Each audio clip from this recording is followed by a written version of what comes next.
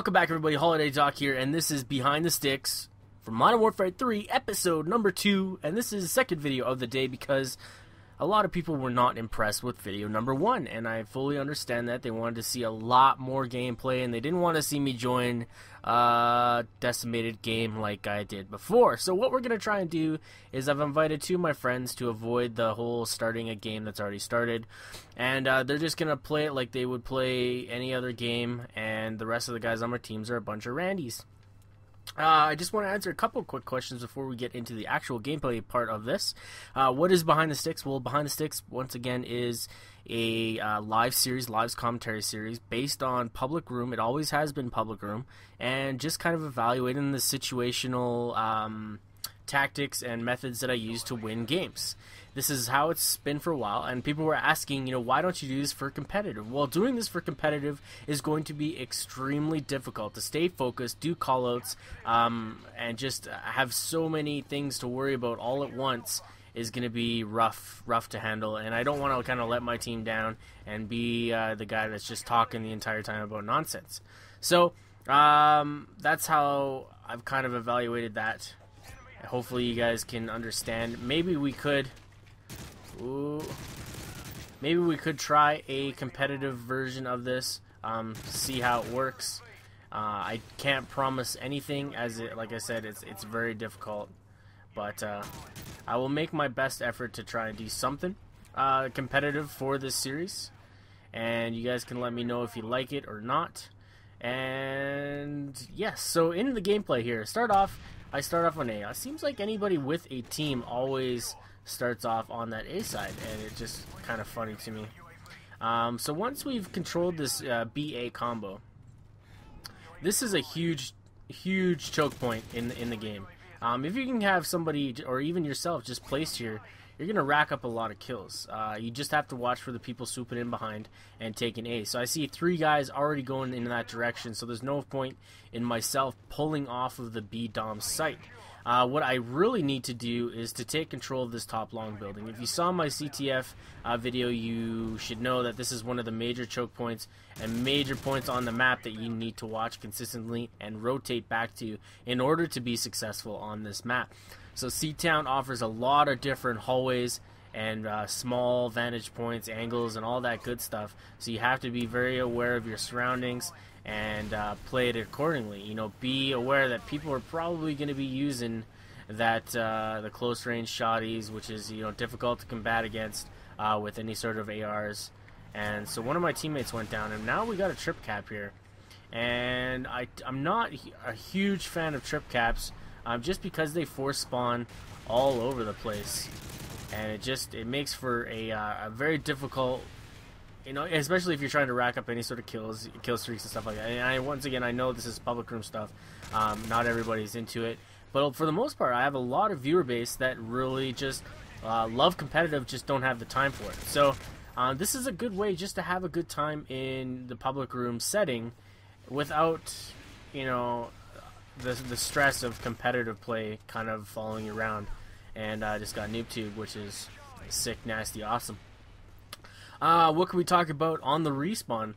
Well, you could continue to force the trip cap, but we are losing C, and now we are losing A, and this is that scenario that I was talking about, where you kind of force respawns all over the place. We did get a hint of starting to lose B here, so I'm just going to toss a nade and not challenge that gunfight, as he was already ADS'd on top of me. It probably wouldn't have landed in my favor anyways. Once we've kind of secured this area, left side is pretty wide open. On the map, I see quite a few red dots headed towards this left-hand side, so we got a nice vantage point right over here, which is going to allow me to look right through the archway here. And, oh, terrible aim, but able to hold on to the kill nevertheless. This guy is going to spawn. That's going to be a third. And I'm going to consistently move and try to keep them guessing on my current position. And we got NoobTube City all the way down there. And I'm almost out of bullets. I think that was the tuber boy. EMP. I don't think these guys are going to get too many kill streaks. Ooh, nade come from nowhere. Nice. A couple red dots and mid cut through here, right by the library. And he's going to try and take C, so I'm going to stop that while he's reloading. And now I see two more headed towards C as well. And one jumped inside here. He jumped back out. And there's the auto shotty that you got to worry about on these close quarter maps like this. Always a difficult thing. So B got flashed. I know there's somebody over there. Teammates are going to take care of that. And they are taking C again. I could go for a nade, but I'm going to cancel that as that Predator did land pretty heavily on there. A couple of red dots down in the bottom here. And just, whoa, where'd he go? Oh, and his teammate with the Truth 95 saved his life. Man, I love that gun so much. It is so good. I'll answer another quick question. I saw this in the comments, and somebody said that the Truth 95 gun wasn't all that great or nothing to complain about, and that it's just a bunch of YouTubers who created this mass kind of hysteria surrounding the gun. Well, anytime you... Ooh, must have had a UAV up in the air. So this guy's library. So now they're finally controlling one side of the map. I'm going to float back to A and just make sure my teammates are going to mop this up nice. Once then, I'm going to push through B, secure B, make sure that's not being taken. I'm going to look for this overhead, see if it lands. And gamer tag cook the kill before I could get to it. What was I saying? The Truth. Yes, it has 54 bullet damage in one round. So that means it fires 3 54 damage shots. So it only requires 2 shots to hit to land a kill, which to me is ugh. I didn't want to reload and I tried to get out of the way. And I'm on juiced, man. That's a little embarrassing. And that's what happens when you push. Hopefully he pops up over the side here. If not, he's going to come this way. And these flashbangs are absolutely killing me.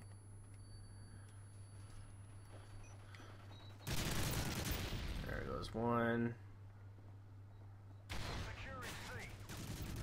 Second one, not going to be able to land on it. So spawns are far left and far right now. It's kind of strange. I'm going to be floating over. So anytime you have a triple round burst gun that does that kind of damage, it creates a very one-sided gunfight. You know, they don't even have to connect with all the rounds in the burst to get the kill. It means they can just, you know, sit back on head glitches, head spots, and just fully oh, couldn't shoot him through the cloth. Come on. And just, you know, snipe people basically with an assault rifle. And what do you compete against a Type 95 with? You can only compete with it with another Type 95. So people want to see variety in competitive play. If we don't get rid of the Type 95, that is going to be the majority viewed weapon on the board. It's just going to happen. Nobody's going to want to set themselves a leg behind when they play competitive. So they are going to be using the best weapon available, and the best weapon available right now is the Type 95. People are concerned or not concerned because it is a burst fire weapon, but you have to understand that these are professional players. They can fire that trigger just as fast as if it was an automatic. So there's no need to accuse them of just having mods or whatever. It's just how fast they can produce the bullet fire out of the gun. And that is a beautiful, beautiful corner, bro. Take notes right here. If you ever want to just sit back in the corner, this is going to be the spot you need to do it in. So they're one headed over towards A now. We got 12 points to win. Pretty much sealed deal. I really hope you enjoyed the second version of today's Behind the Sticks series. And if you want to see more of this, let me know with a comment down below. And believe me, I fully understand people want to see competitive play. It just makes it really, really difficult for me to do that. In the setting that, you know, I really just have to focus on the gameplay so heavily. So once again, thank you again for tuning in. My name is Holiday Doc, and this is Behind the Sticks episode number 2.